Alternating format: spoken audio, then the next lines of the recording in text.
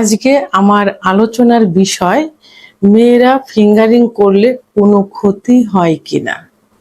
দেশের এবং প্রবাসের ভাই বোনদের প্রতি সালাম। আসসালামু আলাইকুম। আমি প্রভাষক ডাক্তার রিক্তা পারভিন, হোমিওপ্যাথি এবং আয়ুর্বেদিক চিকিৎসক। চেম্বার সেবা হোমিও কমপ্লেক্স অ্যান্ড সেবা ডিজিটাল ল্যাব, উপজেলা মডেল মসজিদের পূর্ব পাশে, শিমুলিয়া, মাগুরা। আজকে আমার আলোচনার বিষয় মেয়েরা ফিঙ্গারিং করলে কোনো ক্ষতি হয় কিনা। ফিঙ্গারিং করা অর্থ এখানে বোঝানো হয়েছে যে হাত দিয়ে হস্তমৈথুন করা। আমি প্রথমেই ইসলামের দৃষ্টিকোণ থেকে বলবো যে হস্তমৈথুন করা কিন্তু ইসলামের দৃষ্টিতে সম্পূর্ণ নিষিদ্ধ এবং হারাম, সেহেতু ফিঙ্গারিং করা যাবে না। এটা হস্তমৈথুনের ভিতরে পড়ে এবং এটা হারাম একটা কাজ। এখন সামাজিক দৃষ্টিকোণ থেকে বলবো যে সামাজিক দৃষ্টিকোণ থেকে এটা অপরাধের মানবিক একটা অপরাধ এবং অপরাধ বোধ নিজের ভিতরে কিন্তু অলওয়েজ টাইম থেকে থাকে। দাম্পত্য জীবনে কিন্তু কলহের সৃষ্টি হয়। যদি এটা কেউ সমাজে পরিবারে কেউ জানতে পারে তাহলে কিন্তু পরিবারের কাছে সে ছোট হয়ে যায়, সমাজের কাছে ছোট হয়ে যায়, সামাজিকভাবে সে হেয় প্রতিপন্ন হয়। তো এই জন্য এই ফিঙ্গারিং করা যাবে না। এর একমাত্র উপায় হলো তার সেক্সুয়াল যে চাহিদা পূরণ করার জন্য বৈবাহিক সম্পর্কে আবদ্ধ হওয়া। এটা ইসলামিক আইন অনুযায়ী তাকে বিবাহ বন্ধনে আবদ্ধ হওয়া। এখন মেডিকেলের দিক থেকে বলবো, মেডিকেল দৃষ্টিকোণ থেকে, যে ফিঙ্গারিং করা কোনো ক্ষতিকর নয়। এটা শুধুমাত্র স্ট্রেস কমাতে পারে, সুখ আনতে পারে এবং যৌন চাহিদা সামলাতে সাহায্য করে থাকে। এটা মেডিকেল সায়েন্স অনুযায়ী বলা হলো। এখন যেসব ক্ষেত্রে ফিঙ্গারিং সমস্যা হতে পারে সেগুলো হলো অপরিচ্ছন্নভাবে যদি হাত দিয়ে ফিঙ্গারিং করা যায় তাহলে সেখানে ব্যাকটেরিয়া ও ফাঙ্গাল ইনফেকশন হতে পারে।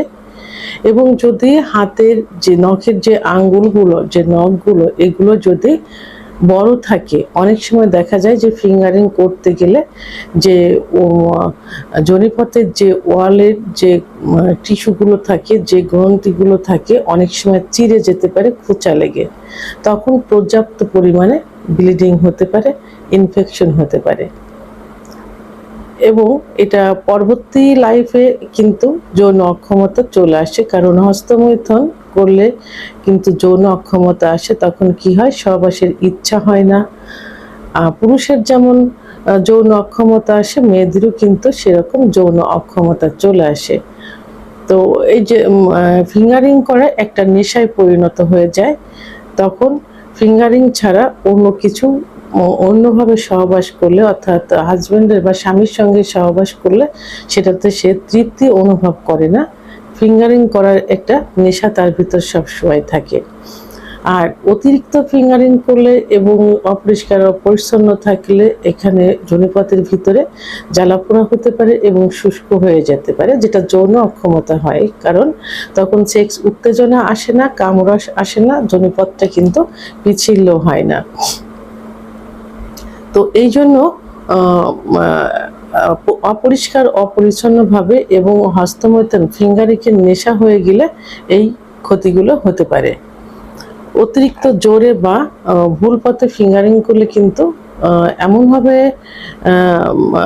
রক্তপাত হতে পারে যেটা কিন্তু চিকিৎসার প্রয়োজন হয়ে পড়ে দ্রুত, এবং অতিরিক্ত ব্লিডিং হলে অনেক সময় কিন্তু সার্জারির প্রয়োজন হয়ে থাকে। তো তো নিরাপদ কিভাবে করতে হবে? নিরাপদভাবে যদি ফিঙ্গারিং করতে হয়, কিছু নিয়ম আছে, সেই নিয়মগুলো ফলো করতে হবে।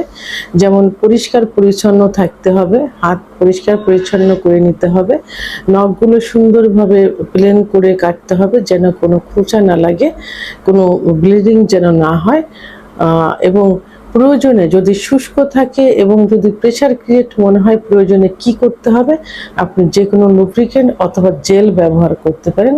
প্রয়োজনে অ্যালোভেরা জেলটাও ব্যবহার করতে পারেন। যদি কারোর বাড়িতে অ্যালোভেরা গাছ থাকে, আপনি সদ্য অ্যালোভেরা জেলটা অ্যালোভেরা উঠিয়ে এনে জেল বের করে ওটা ব্যবহার করতে পারেন।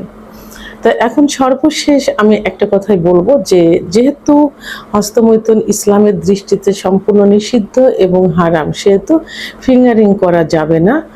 আর ফিঙ্গারিং থেকে দূরে থাকতে হবে, সামাজিক মূল্যবোধ হারাতে হবে। এবং এখানে অপরিষ্কার অপরিচ্ছন্ন থাকলে এখানে ইনফেকশন হতে পারে। পরবর্তী অবস্থায় দেখা যাবে যে জরায়ুতে ক্যান্সার পর্যন্ত হয়ে যেতে পারে।